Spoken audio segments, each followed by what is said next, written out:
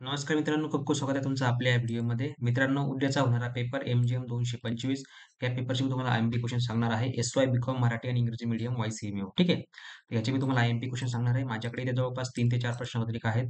यामधनं मी तुम्हाला I-M-P question वगैरे सांगणार आहे. ठीक आहे. मित्रांनो, आय-एम-पी क्वेश्चन तसेच तुम्हाला याच्यामध्ये इम्पोर्टंट नोट्स आणि होम असाइनमेंटची उत्तरे तुम्हाला पीडीएफ फॉर्ममध्ये दिलेली आहेत. ज्यांना कोणाला पाहिजे असेल त्यांनी आपलं ॲप्लिकेशन डाउनलोड करा. खाली व्हिडिओच्या डिस्क्रिप्शनमध्ये तुम्हाला मी लिंक दिलेली आहे. त्यामधनं तुम्ही घेऊ शकता. ठीक आहे. तर चला मित्रांनो व्हिडिओला सुरुवात करूया. आपल्याकडे बघा मित्रांनो सगळ्यात पहिला जो आहे तो आय-एम-पी क्वेश्चन आहे तो म्हणजे एकदम मुळात म्हणजे मित्रांनो हा जो पूर्ण विषय आहे एम-जी-एम 225 हा खूप सोपा आहे. तुम्ही जवळपास 90% पेपर जो आहे हा मनाने लिहू शकता. ठीक आहे. तर यामध्ये मेन टॉपिक कुठला आहे? संज्ञापन. ठीक आहे. तुम्ही कुठलाही प्रश्न घ्या याच्यामध्ये तुम्हाला संज्ञापनाचा याच्यामध्ये उल्लेख आहे. संज्ञापन म्हणजे काय? तर कम्युनिकेशन. ठीक आहे.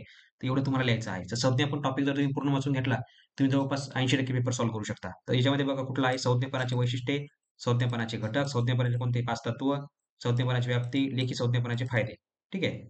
रिटन कम्युनिकेशन म्हणतो आपण त्याला इंग्रजीमध्ये. ठीक आहे. एकदम सोपा-सोपा प्रश्न आहेत. संज्ञापन म्हणजे काय तुम्हाला एवढंच वाचायचं आहे. संभाषण वगैरे आपण त्याला म्हणतो ते. सूचित संदेश देण्याच्या पद्धतीत स्पष्ट करा.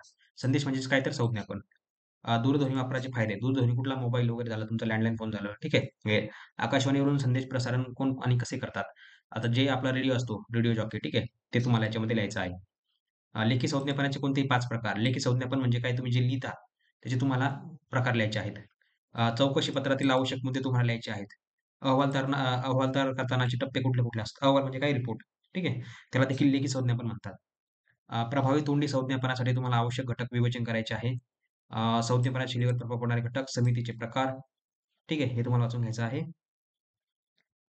संज्ञापनाची शैली, पद्धत हे तुम्हाला वाचून घ्यायचं आहे. समूहाचे प्रकार, व्यवस्थापकीय कार्यक्षमतेत तुम्हाला संज्ञापनाचे महत्त्व स्पष्ट करायचे आहे. ठीक आहे. एवढं तुम्हाला वाचून घ्यायचं आहे. समोर बघूया अजून.